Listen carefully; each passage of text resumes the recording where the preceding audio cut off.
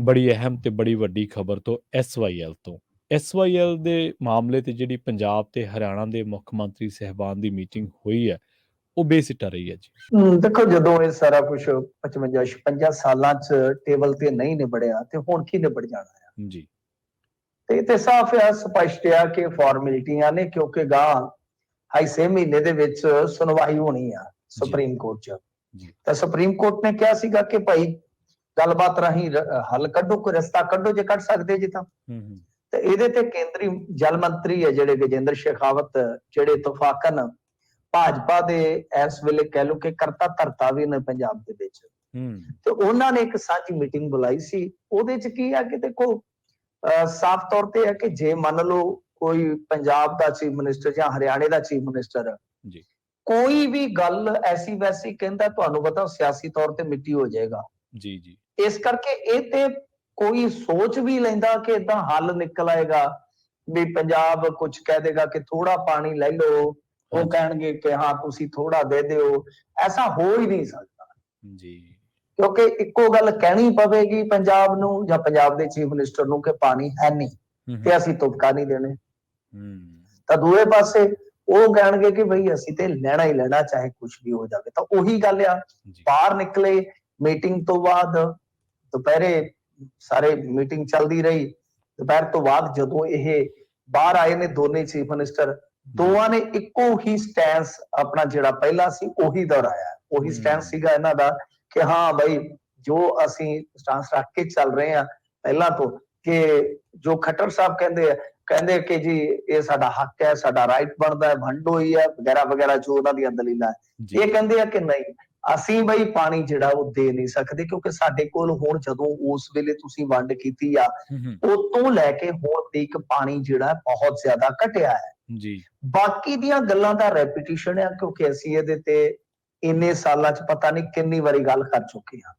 ਤਾਂ ਹੁਣ ਅਖੀਰ ਚ ਇਹੋ ਹੀ ਹੈ ਕਿ ਬਈ ਸੁਪਰੀਮ ਕੋਰਟ ਦੇ ਵਿੱਚ ਜਦੋਂ ਇਹ ਫੇਰ ਦੁਬਾਰਾ ਜਾ ਕੇ 19 ਜਨਵਰੀ, ਜੇ ਮੈਂ ਨਹੀਂ ਭੁੱਲਦਾ, ਤੇ ਸੁਣਵਾਈ ਦਾ ਦਿਨ ਆ, ਉਸ ਦਿਨ ਜਦੋਂ ਇਹ ਸਾਰਾ ਮਾਮਲਾ ਜਾ ਕੇ ਉੱਥੇ ਲੱਗੇਗਾ, ਫਿਰ ਪਤਾ ਲੱਗੇਗਾ ਕਿ ਕੀ ਸੁਪਰੀਮ ਕੋਰਟ ਉਸ ਤਰੀਕ ਤੇ ਕੋਈ ਹੋਰ ਮੋਹਲਤ ਦਿੰਦਾ ਹੈ ਜਾਂ ਸੁਪਰੀਮ ਕੋਰਟ ਫਿਰ ਉਹ ਆਪਣੇ ਪੱਧਰ ਤੇ ਕੋਈ ਨਵਾਂ ਆਰਡਰ ਪਾਸ ਕਰੇਗਾ।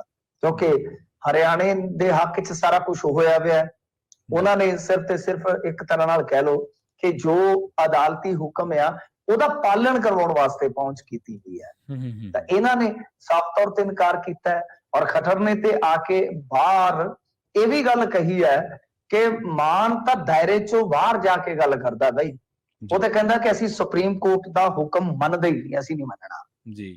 ਹੋ ਵੀ ਸਕਦਾ ਕਿ ਸ਼ਾਇਦ ਉੱਥੇ ਮੀਟਿੰਗ 'ਚ ਕਿਹਾ ਗਿਆ ਹੋਵੇ ਕਿ ਬਈ ਅਸੀਂ ਸੁਪਰੀਮ ਕੋਰਟ ਦਾ ਹੁਕਮ ਲਾਗੂ ਨਹੀਂ ਕਰ ਸਕਦੇ, ਔਰ ਐਸਾ ਹੋਇਆ ਇੰਡੀਆ 'ਚ ਜੀ, ਐਸਾ ਹੋਇਆ ਹਜ਼ੂਰ ਇੰਡੀਆ 'ਚ, ਕਰਨਾਟਕ ਨੇ ਕੀਤਾ ਸੀਗਾ ਜੀ ਯਾਰ। ਤੋਂ ਇਹ ਹੈ ਕਿ ਹੁਣ ਦੇਖਣਾ ਹੋਏਗਾ ਕਿ ਕੀ ਬਣਦਾ, ਪਰ ਮੇਰੇ ਖਿਆਲ ਦੇ ਨਾਲ ਇਹਨਾਂ ਮੀਟਿੰਗਾਂ ਦਾ ਠੀਕ ਹੈ ਖਾਣਾ ਪੂਰਤੀ ਵਾਲਾ ਕੰਮ ਹੁੰਦਾ।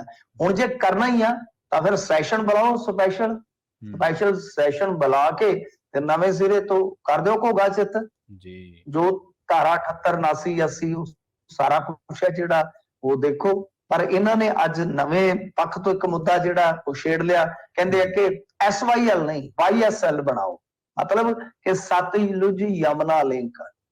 ਤੇ ਉਹ ਕਹਿ ਰਿਹਾ ਕਿ ਸਤਲੁਜ ਯਮੁਨਾ ਲਿੰਕ ਦੇ ਵਿੱਚ ਹੀ ਤਾਂ ਫਿਰ ਇੱਕ ਹੱਲ ਛੁਪਿਆ YSL ਕਿ ਯਮੁਨਾ ਸਤਲੁਜ ਲਿੰਕ, ਮਤਲਬ ਕਿ ਸਾਨੂੰ ਸਗੋਂ ਯਮੁਨਾ ਚੋਂ ਪਾਣੀ ਦਿਓ। ਤਾਂ ਮੇਰੇ ਖਿਆਲ ਦੇ ਨਾਲ ਇਹ ਦਲੀਲ ਬੜੀ ਮੈਂ ਸਮਝਦਾ ਕਿ ਬੜੀ ਅਣਜਾਣ ਪੁਣੇ ਵਾਲੀ ਹੈ ਇਹ ਦਲੀਲ ਜੀ, ਕਿਉਂਕਿ ਰਾਈਪੇਰੀਅਨ ਸਟੇਟ ਹਾਂ ਅਸੀਂ, ਸਾਡਾ ਉਸ ਸਿਧਾਂਤ ਤੇ ਹੀ ਸਟੈਂਡ ਰਹਿਣਾ ਚਾਹੀਦਾ ਹੈ, ਅਸੀਂ ਉਹਦੇ ਤੋਂ ਥੜਕ ਨਹੀਂ ਸਕਦੇ। ਗੱਲ ਇਹ ਹੈ ਕਿ ਤੁਸੀਂ ਸੋਚ ਸਕਦੇ ਹੋ ਕਿ ਹੁਣ ਯਮੁਨਾ ਦਾ ਅਸੀਂ ਪਾਣੀ ਕਿੱਦਾਂ ਲਿਆ ਸਕਦੇ ਹਾਂ ਸਾਂਝੇ ਰੂਪ ਦੇ ਵਿੱਚ? ਤਾਂ ਜੇ ਹੁੰਦੇ ਤਾਂ ਹੁਣ ਮੰਨ ਲਓ ਅੱਜ ਤੋਂ ਬਾਅਦ ਚ ਕੋਈ ਗੱਲ ਹੁੰਦੀ ਅਸੀਂ ਕਹਿ ਸਕਦੇ ਸੀਗੇ। ਅਸੀਂ ਰਾਈਪੇਰੀਅਨ ਨਹੀਂ ਹੈ ਨਾ ਉਹਦੇ ਚ, ਯਮੁਨਾ ਚ ਕਿਵੇਂ ਰਾਈਪੇਰੀਅਨ ਅਸੀਂ? ਦੱਸੋ। ਜਦੋਂ ਅਸੀਂ ਪੰਜਾਬ ਸਾਰੇ ਮਤਲਬ ਕਿ ਯੂਨਾਈਟ ਸੀ, ਅਸੀਂ ਵੰਡੇ ਨਹੀਂ ਸਾਂ ਜੀ, ਉਸ ਟਾਈਮ ਸਾਡਾ ਇੱਕ ਸਮਝੌਤਾ ਇੰਟਰਸਟੇਟ ਸਮਝੌਤਾ ਯੂਪੀ ਨਾਲ ਹੋਇਆ ਹੋਇਆ ਹੈ, ਠੀਕ ਹੈ, ਉਸ ਟਾਈਮ ਹੋਇਆ ਜੀ, ਪਰ ਹੁਣ ਥੋੜੀ ਹੈ। ਤੁਸੀਂ ਤਾਂ ਸਗੋਂ ਰਾਈਪੇਰੀਅਨ ਸਿਧਾਂਤ ਨੂੰ ਆਪਣੇ ਆਪ ਹੀ ਛੱਡ ਰਹੇ ਹੋ। ਠੀਕ ਹੈ ਤੁਸੀਂ ਜੀ ਕਹੋ ਜੀ ਕਿ ਅਸੀਂ ਤਾਂ ਬਾਈ ਜਿਹੜਾ ਸਾਡਾ ਰਾਈਪੇਰੀਅਨ ਹਰਿਆਣਾ ਰਾਈਪੇਰੀਅਨ ਬਣਦਾ ਹੀ ਨਹੀਂਗਾ, ਰਾਜਸਥਾਨ ਰਾਈਪੇਰੀਅਨ ਬਣਦਾ ਹੀ ਨਹੀਂ। ਬਣਦਾ ਹੀ ਨਹੀਂਗਾ। ਰਾਈਪੇਰੀਅਨ ਸਟੇਟ, ਅਪਰ ਰਾਈਪੇਰੀਅਨ ਸਟੇਟ ਕੌਣ ਆ? ਉਹ ਸਾਡੇ ਨਾਲ ਆ ਕੇ ਗੱਲ ਕਰਨਾ ਜੀ। ਸਾਨੂੰ ਤਾਂ ਮਤਲਬ ਕਿ ਇਹ ਨੁਕਤਾ ਚੁੱਕਣਾ ਚਾਹੀਦਾ ਹੈ ਕਿ ਕੀ ਕੇਂਦਰ ਮੀਟਿੰਗ ਬੁਲਾ ਵੀ ਸਕਦਾ ਹੈ। ਸਹੀ ਹੈ, ਬਿਲਕੁਲ, ਕਿਉਂਕਿ ਇੰਟਰ ਸਟੇਟ ਡਿਸਪਿਊਟ ਹੈ ਇਹ ਜੀ ਜੀ। ਤੇ ਜਿਹਦੇ ਵਿੱਚ ਆਪਾਂ ਦੇਖਿਆ ਕਿ ਪ੍ਰੋਵੀਜ਼ਨਾਂ ਨੇ ਕਿ ਅਸੀਂ ਦੋਨੇ ਸਟੇਟ ਆਪਸ ਦੇ ਵਿੱਚ ਗੱਲ ਜ਼ਰੂਰ ਕਰ ਸਕਦੇ ਹਾਂ। ਜੀ ਜੀ। ਜੇ ਗੱਲ ਨਹੀਂ ਸਿਰੇ ਲੱਗਦੀ, ਕੇਂਦਰ ਉਹ ਵੀ ਕੇਂਦਰ ਨੇ ਜੋ ਧਾਰਾ ਪਾਈਆਂ ਨੇ 78, 79, 80 ਉਹਦੇ ਉਪਬੰਧ ਇੱਕ ਚ ਇਹ ਪ੍ਰੋਵੀਜ਼ਨ ਆ ਕਿ ਕੇਂਦਰ ਦਖਲ ਦੇ ਸਕਦਾ, ਨਹੀਂ ਤਾਂ ਕੇਂਦਰ ਦਾ ਤਾਂ ਦਖਲ ਹੈ ਹੀ ਨਹੀਂ ਹੈ। ਜੀ ਜੀ ਬਿਲਕੁਲ, 66 ਵਾਲੇ ਐਕਟ। ਤਾਂ ਗੱਲ ਇਹ ਹੈ ਕਿ ਸਾਨੂੰ ਨੁਕਤੇ ਜਿਹੜੇ ਫੜਨੇ ਪੈਣਗੇ। ਮੈਂ ਸਮਝਦਾ ਕਿ ਚਲੋ ਮਾਨ ਸਾਹਿਬ ਜਿਹੜੇ ਆ ਤਿਆਰੀ ਨਾਲ ਗਏ ਹੋਣਗੇ, ਕੋਈ ਵੀ ਚੀਫ ਮਿਨਿਸਟਰ ਹੈ, ਅਸੀਂ ਇਹਨੂੰ ਕਿਸੇ ਨੂੰ ਘੱਟ ਨਹੀਂ ਕਹਿ ਸਕਦੇ, ਪਰ ਹੁਣ ਵੀ ਜੇ ਗਾਂ ਇਸ ਤਰ੍ਹਾਂ ਦੀਆਂ ਕੋਈ ਗੱਲਾਂ ਬਾਤਾਂ ਕਰਨੀਆਂ ਤਾਂ ਇਹਨਾਂ ਨੂੰ ਮਾਹਰਾਂ ਦੀ ਇੱਕ ਮਤਲਬ ਕਿ ਮੀਟਿੰਗ ਲੈਣੀ ਚਾਹੀਦੀ ਹੈ। ਮਾਹਰਾਂ ਨੂੰ ਬੁਲਾ ਕੇ ਸਾਰਾ ਕੇਸ ਸਟੱਡੀ ਕਰਨ। ਮੈਨੂੰ ਜਿੰਨਾ ਕੋ ਲੱਗਦਾ ਕਿ ਮਾਨ ਸਾਹਿਬ ਨੇ ਪੂਰਾ ਹਾਲੇ ਅਧਿਐਨ ਨਹੀਂ ਕੀਤਾ ਇਸ ਮੁੱਦੇ ਤੇ, ਉਹ ਉੱਤੇ ਜਿਵੇਂ ਅਫਸਰਸ਼ਾਹੀ ਚਲਾ ਰਹੀ ਹੈ ਉਦਾਂ ਹੀ ਚੱਲ ਰਹੇ ਨੇ। ਅਧਿਐਨ ਕਰ, ਆਪਣੇ ਆਪ ਸਮਝ ਜਾਣ ਕੇ 1-2 ਦਿਨ ਲਾਉਣ ਇਸ ਮੁੱਦੇ ਤੇ, ਔਰ ਇਸ ਮੁੱਦੇ ਨੂੰ ਪੂਰੇ ਮੁਲਕ ਦੇ ਵਿੱਚ ਚੁੱਕਣ ਦਾ ਹੁਣ ਸਮਾਂ ਆ ਗਿਆ ਤੇ ਇਹਨੂੰ ਵੱਡੇ ਫੋਰਮ ਤੇ ਚੁੱਕਣਾ ਚਾਹੀਦਾ। ਜਿੱਥੇ ਵੀ ਜੋ ਵੀ ਤੁਹਾਡੇ 7 ਰਾਜ ਸਭਾ ਮੈਂਬਰ ਉੱਥੇ ਚੱਕੋ, ਲੋਕ ਸਭਾ 'ਚ ਚੱਕੋ, ਦਿੱਲੀ 'ਚ ਪੀਸੀ ਕਰੋ, ਸਾਰੇ ਮੁਲਕ ਨੂੰ ਦੱਸੋ ਕਿ ਜਦੋਂ ਇੰਟਰਨੈਸ਼ਨਲ ਲੈਵਲ ਤੇ ਰਾਈਪੇਰੀਅਨ ਸਿਧਾਂਤ ਲਾਗੂ ਹੁੰਦਾ ਹੈ ਜੀ ਜੀ ਤੇ ਫਿਰ ਪੰਜਾਬ ਵਾਰੀ ਕੀ ਬਿੱਲੀ ਛਿੱਕ ਗਈ ਸੀਗੀ। ਤੇ ਜਿਹੜੇ ਲੋਕ ਕਹਿੰਦੇ ਆ, ਅੱਜ ਮੈਂ ਇਹਨਾਂ ਦੇ ਡਿਬੇਟ ਦੇ ਵਿੱਚ ਦੇਖ ਰਿਹਾ ਸੀਗਾ, ਜਿਹੜੇ ਆਏ ਸਨ ਤਰਜਮਾਨ ਮਿਸਟਰ ਚੌਹਾਨ ਹਰਿਆਣੇ ਤੋਂ, ਉਹ ਕਹਿ ਰਹੇ ਸਨ ਤੁਸੀਂ 36 ਥਾਵਾਂ ਤੇ ਆਪ ਮੰਨਿਆ, ਤੁਹਾਡੇ ਲੀਡਰਾਂ ਨੇ ਮੰਨਿਆ ਕਿ ਹਰਿਆਣੇ ਦਾ ਹੱਕ ਹੈ। ਉਹ ਮੰਨਣ ਨੂੰ ਕੀ ਹੈ? ਉਹ ਲੀਡਰਾਂ ਦੀ ਬਾਹ ਮਰੋੜ ਕੇ ਜਾਂ ਕਿਸੇ ਨੂੰ ਝੁਕਾ ਕੇ ਜਾਂ ਕਿਸੇ ਨੇ ਬੇਵਕੂਫਾਨੇ ਢੰਗ ਨਾਲ ਤੁਹਾਡੇ ਹੱਕ 'ਚ ਹਾਮੀ ਭਰ ਦਿੱਤੀ ਆ, ਤਾਂ ਕੀ ਇਹਦਾ ਮਤਲਬ ਹੈ ਕਿ ਸੱਚ ਮਰ ਗਿਆ? ਜੀ ਜੀ। ਕੀ ਇਹਦਾ ਮਤਲਬ ਕਿ ਜੋ ਲੈਟਰ ਐਂਡ ਸਪਿਰਿਟ ਹੁੰਦੀ ਹੈ ਕਿ ਉਹਨੂੰ ਤੁਸੀਂ ਤਲਾਂਜਲੀ ਦੇ ਦੋਗੇ ਜੋ ਸੰਵਿਧਾਨ ਦੀ ਹੈ ਜੀ। ਇਹ ਗੱਲਾਂ ਜਿਹੜੀਆਂ ਉਹ ਨਵੇਂ ਸਿਰੇ ਤੋਂ ਛੋਣ ਦਾ ਵੇਲਾ ਆ ਗਿਆ, ਛੋਹ ਲੈਣੀਆਂ ਚਾਹੀਦੀਆਂ। ਮੈਂ ਤਾਂ ਸਮਝਦਾ ਇਜਲਾਸ ਸੱਦੋ, ਵੱਡੇ ਪੱਧਰ ਤੇ ਪੀਸੀ ਕਰੋ, ਔਰ ਸਭ ਤੋਂ ਪਹਿਲਾਂ ਸਰਬਦਲੀ ਮੀਟਿੰਗ ਬੁਲਾਓ ਆਪਣੀ।